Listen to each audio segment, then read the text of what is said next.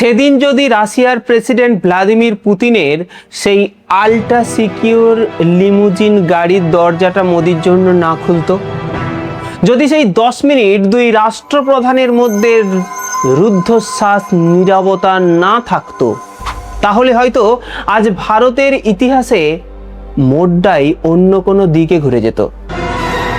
সব ক্যামেরা সচল, হাজার হাজার সিকিউরিটি গার্ড মোতায়েন, সব প্রোটোকল কঠোরভাবে পালন করা হচ্ছে। তবু কেন SCO সামিটের মাঝখানে প্রধানমন্ত্রীর নির্ধারিত কনভয় হঠাৎ থামিয়ে দেওয়া হলো? কেন পুতিন নিজের প্রোটোকল ভেঙে মোদিকে নিজের গাড়িতে বসালেন? ঢাকার বিলাসবহুল হোটেল 808 নম্বর রুমে সেদিন কি ঘটেছিল, যা আমেরিকা আজও দুনিয়ার কাছে লুকাতে চায়? কিভাবে ভারতের RNW এবং রাশিয়ার SVR মিলে CEA-র ইতিহাসের ভয়ঙ্কর অ্যাসাসিনেশন প্লটকে ধুলোয় মিশিয়ে দিল? নমস্কার বন্ধুরা, আমি রাজকুমার আর আপনারা দেখছেন জিওটিক্যাল। আজকে আমরা এমন এক গোপন ইন্টেলিজেন্স অপারেশনের ফাইল খুলতে যাচ্ছি যা পৃথিবীর কোনো মিডিয়া হাউস আজ পর্যন্ত প্রকাশ্যে আনতে সাহস পায়নি। আজকের গল্পে কোনো কাল্পনিক চরিত্র নেই, আছে শুধু রক্ত হিম করা সত্য। আপনারা হয়তো ভাবছেন, এটা কি কোনো হলিউড মুভির স্ক্রিপ্ট? না, এটা সেই নতুন ভারত যে ভারতকে এখন ভয় দেখানো যায় না। নতুন ভারত এর গল্প। ভিডিওটি শেষ পর্যন্ত দেখুন, কারণ এই প্রতিটি তথ্য আন্তর্জাতিক রাজনীতির ওপর যা আপনার দৃষ্টিভঙ্গি সম্পূর্ণরূপে বদলে দেবে। আর হ্যাঁ, জিওপলিটিক্সে এমন সব অ্যানালিটিক্স এবং আনটোল্ড স্টোরি শুনতে আপনি অবশ্যই আমাদের চ্যানেলটি যদি ইউটিউব থেকে হন সাবস্ক্রাইব করে রাখুন, আর যদি ফেসবুক থেকে হন লাইক করে রাখবেন। ফেসবুকে আমাদের ভিডিও অনেকেই দেখেন, তারা ফলো করেন না। আমি রিকোয়েস্ট করব আপনারা অবশ্যই ফলো করে রাখুন, আপনাদের সুবিধার জন্য এরকম মর্মস্পর্শী বা থ্রিলিং ভিডিও আপনার সবার আগে পাওয়ার জন্য। আর যদি ইউটিউব থেকে হন অবশ্যই আমাদের চ্যানেলটি সাবস্ক্রাইব করবেন। অবশ্যই মনে রাখবেন, আমাদের ইউটিউবে সবার আগে ভিডিও আসে, তাই ইউটিউবে গিয়ে জিওটিক্যাল লিখে সার্চ করে আমাদের ভিডিও দেখে নিতে পারেন।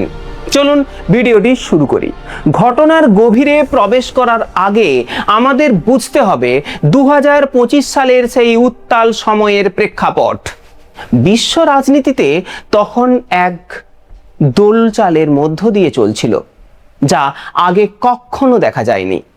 একদিকে রাশিয়া ইউক্রেনের যুদ্ধে ফলে গোটা ইউরোপের অর্থনীতি টালমাটাল, অন্যদিকে এশিয়া মহাদেশে মাথা তুলে দাঁড়িয়েছে এক নতুন মহাশক্তি, যার নাম আমাদের ভারতবর্ষ। অর্থনৈতিক দিক থেকে ভারত তখন বিশ্বের 5ম বৃহত্তম অর্থনীতি থেকে দ্রুত 3য় বৃহত্তম অর্থনীতির পথে এগোচ্ছে। কিন্তু সমস্যাটা কোথায় হলো জানেন কি? প্রতিরক্ষা, মহাকাশ, গবেষণা থেকে শুরু করে আন্তর্জাতিক কূটনীতি, সব জায়গাতেই ভারতের এই জয় জয়কার বিশ্বের কিছু পুরানো মোড়লদের মাথা ব্যথার কারণ হয়ে দাঁড়ায়। মোড়ল কারা? না, ভিডিওতে বলছি না, আশা করি বুঝতে পারছেন। তারা অনেকভাবেই মেনে নিতে পারছিল না যে এশিয়ার একটি দেশ তাদের পরোয়া না করে নিজস্ব স্বাধীন রাষ্ট্রনীতি মেনে চলছে। বিশেষ করে ভারতের সাথে রাশিয়ার সম্পর্ক পশ্চিমা বিশ্বের জন্য এক বড় আতঙ্কের কারণ হয়ে দাঁড়িয়েছিল। কারণ কিছুটা হলেও ভারত ছিল। যখন গোটা পশ্চিমা বিশ্ব রাশিয়ার ওপর একের পর এক নিষেধাজ্ঞা চাপাচ্ছিল, ভারত তখন স্পষ্ট করে জানিয়ে দেয় যে দেশের স্বার্থ সবার আগে। ভারত শুধু সস্তায় তেল কিনছিল তা নয়, বরং প্রতিরক্ষা এবং অত্যাধুনিক প্রযুক্তির ক্ষেত্রে দুই দেশের মধ্যে এমন কিছু চুক্তি হচ্ছিল যা আমেরিকার মতো সুপার পাওয়ারদের রাতের ঘুম কেড়ে নিচ্ছিল। পুতিন এবং মোদির মধ্যে যে পারস্পরিক বিশ্বাস গড়ে উঠেছিল তা শুধু বাণিজ্যিক চুক্তিতে সীমাবদ্ধ ছিল না। পুতিন জানতেন যে ভারত এমন এক দেশ যে বিপদের দিনে কখনো বন্ধুর হাত ছাড়ে না, ইতিহাস সাক্ষী। আর ভারতও জানতো আন্তর্জাতিক মঞ্চে রাশিয়ার ভেটো পাওয়ার এবং সমর্থন পাওয়া কতটা জরুরি। আর ঠিক এই প্রেক্ষাপটেই আয়োজিত হচ্ছিল SCO সামিট, যেখানে পশ্চিমা গোয়েন্দা সংস্থাগুলো জানতো ভারত ও রাশিয়ার মধ্যে এমন কিছু চুক্তি হতে পারে যা এশিয়ায় আমেরিকার প্রভাব চিরতরে খর্ব করে দেবে। আপনারা কি জানেন, যখন কোনো স্বাধীন রাষ্ট্রকে চাপ দিয়ে বসে আনা যায় না, তখন সাম্রাজ্যবাদী শক্তিগুলো কি করে? তারা বেছে নেয় সেই সবচেয়ে পুরনো নোংরা খেলা, রেজিম চেঞ্জ বা সরকার পরিবর্তন। উদাহরণ, চিলি, ইরান, ইরাক, লিবিয়ার মতো দেশগুলোর একই হাল করেছিল এই CIA। এর রক্তক্ষয়ী ইতিহাস অত্যন্ত দীর্ঘ, কিন্তু 130 কোটি দেশ ভারতে সরাসরি হামলা করা সহজ ছিল না, কারণ তা তৃতীয় বিশ্বযুদ্ধ ডেকে আনতে পারত। এটা কিন্তু আমেরিকা খুব ভালোভাবে জানতো। তাই তারা এমন এক ষড়যন্ত্রের জাল বুনল যা কন্ট্রোল রুম থাকবে ওয়াশিংটনে, কিন্তু দায় চাপানো যাবে এক স্থানীয় জঙ্গি গোষ্ঠীর ওপর। আর এই অপারেশনের জন্য তারা বেছে নিল ভারতের খুব কাছের একটি প্রতিবেশী দেশ, বাংলাদেশকে। কারণ ঢাকা থেকে ভারতের আভ্যন্তরীণ নেটওয়ার্কে নজরদারি চালানো খুব সহজেই সম্ভব, আর তা যদি হয় আমেরিকান টেকনোলজি। আর তৃতীয় দেশ ব্যবহার করলে মূল অপরাধীর দিকে আঙুল তোলা খুব কঠিন হবে। দিনটি ছিল 28 আগস্ট 2025। ঢাকার শাহজালাল বিমানবন্দর দিয়ে প্রবেশ করে এক বিদেশি, টোরেন্স জ্যাকসন। নামটা মনে পড়ছে? চলুন পুরো কাহিনীটা বলি, যদি না জেনে থাকেন তো। খাতায় কলমে সে আমেরিকার এক কর্পোরেট ইনভেস্টমেন্ট অফিসার বা ইনভেস্টমেন্ট ব্যাংকার, কিন্তু আসলে সে কে ছিল জানেন? সে ছিল CIA এর স্পেশাল অ্যাক্টিভিটি সেন্টারের এক দুর্ধর্ষ ব্ল্যাক অফ এজেন্টস, যে সরাসরি ওঠে ঢাকার এক সুরক্ষিত 5 তারা হোটেলের 808 নম্বর রুমে। তার সাথে থাকা 3টি কালো সুটকেসে ছিল ultra high frequency radio transmitter, deep wave communication module এবং এমন মালওয়্যার যা কয়েক সেকেন্ডে আধুনিক গাড়ি সিস্টেমকে হ্যাক করতে পারে। প্ল্যান ছিল একদম নিখুঁত। SCO সামিটের দিন প্রধানমন্ত্রীর কনভয়ের সিগন্যাল জ্যাম করে তাকে থামানো আর স্নাইপার বা আত্মঘাতী হামলা চালানো। পুরো রিমোট কন্ট্রোল টোরেন্টসের হাতে। টোরেন্ট ভেবেছিল সে অদৃশ্য, কিন্তু সে ভুল ভেবেছিল, কারণ যে আকাশে শুধু আমেরিকার স্যাটেলাইট ঘোরে, আমেরিকা ভুলে গিয়েছিল সেখানে শুধু আমেরিকা নয়, রাশিয়ার SVR বা ফরেন ইন্টেলিজেন্স সার্ভিসেস স্যাটেলাইটগুলোও সমানভাবে ঘোরে। টোরেন্টস যখন ঢাকা থেকে তার লেভেল CI এর এনক্রিপ্টেড প্রোটোকল ব্যবহার করে সিগন্যাল পাঠায়, মস্কোর গোপন আন্ডারগ্রাউন্ডে বসে একটি লাল সংকেত জ্বলে ওঠে। সেই সিগন্যাল শুধুমাত্র আমেরিকায় নয়, সেই সিগন্যাল পৌঁছেছিল মস্কো গোয়েন্দাদের কাছে। মস্কোর গোয়েন্দারা বোঝেন যে গতি গন্ডগোল, টার্গেট ভারতের প্রধানমন্ত্রী। তারা কিন্তু এক মুহূর্ত চুপ করে থাকেনি। এক মুহূর্ত সময় নষ্ট না করে SVR এর চিফ সরাসরি যোগাযোগ করে ভারতের national security advisor Ajit Doval স্যারের সাথে। দিল্লি সাউথ ব্লকে রাত দুপুরে হটলাইন বেজে ওঠে। দোভাল সাহেবকে বলা হয়, আপনাদের প্রধানমন্ত্রীর জীবনের উপর একটা বড় থ্রেড রয়েছে এবং ছক বোনা হচ্ছে আপনাদেরই খুব কাছের একটি দেশ থেকে। দিল্লির ঘুম উড়ে যায়, কিন্তু অজিত দোভাল পরিষ্কার নির্দেশ দেন, এমনভাবে থামাতে হবে যাতে আন্তর্জাতিক কূটনীতিতে বা কূটমহলে কোনো প্রভাব না পড়ে। কোনো গুলি চলবে না, কোনো সামরিক হামলা হবে না। জন্ম নেয় ভারতের ইতিহাসের অন্যতম সেরা counter intelligence operation silent takedown. চলুন সেই ঘটনা একটু ডিটেলসে আপনাকে বলি। সময়টা ছিল 1 সেপ্টেম্বর 2025, SCO সামিটের মূল দিন। পর্দার আড়ালে চলছে ভয়ঙ্কর এক স্নায়ুযুদ্ধ। একদিকে আমেরিকা, অপরদিকে ভারত আর রাশিয়া। প্রধানমন্ত্রীর কনভয় প্রস্তুত, কিন্তু পুতিনের কাছে SVR থেকে মেসেজ আসে যে সিগন্যাল জামিং ডিভাইস সক্রিয় হয়েছে। দ্বিতীয় মেসেজ। তখন ঘটে যায় সেই ঐতিহাসিক ঘটনা। পুতিন বিন্দুমাত্র সময় নষ্ট করে না।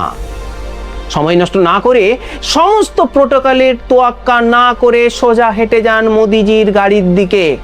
নিজের নিরাপত্তা কর্মীদের সরিয়ে দিয়ে তিনি মোদিজিকে নিজের আল্ট্রা হাই সিকিউরিটি ইমুলেশনে ওঠার নির্দেশ দেন, যা যে কোনো নিউক্লিয়ার বা রাসায়নিক হামলা রুখতে সক্ষম। এই ইমুলেজিং কার্ডটি সেই গাড়িতে বসে বাইরের পৃথিবী থেকে যোগাযোগ বিচ্ছিন্ন হয়ে যায়। সেই 10 মিনিটের নীরবতায় পুতিন বুঝিয়ে দেয় যে ভারতের প্রধানমন্ত্রীর জন্য রাশিয়া যে কোনো পর্যায় পর্যন্ত যেতে প্রস্তুত। আর অন্যদিকে ঢাকায় এটা একটা মারাত্মক ঘটনা ঘটে যায়, নাটকীয় পরিবর্তন। কিরকম জানেন? এরপরেই তো বলবো সেই হাড় হিম করা ঘটনা। মনে আছে আমি বলছিলাম স্টোরেন্স জ্যাকসন যে সেই 808 নম্বর রুমে বসে বসে আমাদের ভারতের প্রধানমন্ত্রীকে মারার ষড়যন্ত্র করছিল। কনভয় থামানোর জন্য এন্টার বাটনে চাপ দিতে যাবে, ঠিক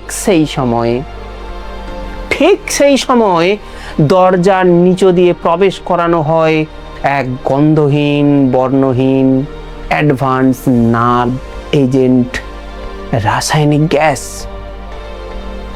কিছু বোঝার আগেই তার স্নায়ুতন্ত্র কাজ করা বন্ধ করে দেয়। সে মেঝেতে লুটিয়ে পড়ে আর তার হৃদস্কম্পন থেমে যায় মুহূর্তের মধ্যে নিঃশব্দে। কোনো রক্তপাত হয়নি, কোনো আর্তনাদ হয়নি।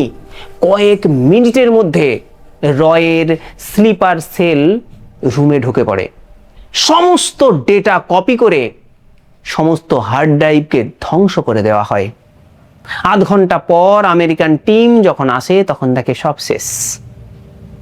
কোনো তদন্ত ছাড়াই টোরেন্সের বডি আমেরিকায় পাঠানো হয় আর ইন্টারনেটে থেকে তার অস্তিত্ব চিরতরে মুছে ফেলা হয়, যেন টোরেন্স নামে কোনো ব্যক্তি ছিলই না। হায় রে আমেরিকা, তারা বুঝতে পারে আগের ভারতবর্ষ আর নেই। এবার আসি গুরুত্বপূর্ণ অংশে। এই পুরো ঘটনা ভারতের জন্য কি প্রমাণ করে? এই এফেক্ট আমাদের ভবিষ্যতের জন্য কতটা গুরুত্বপূর্ণ?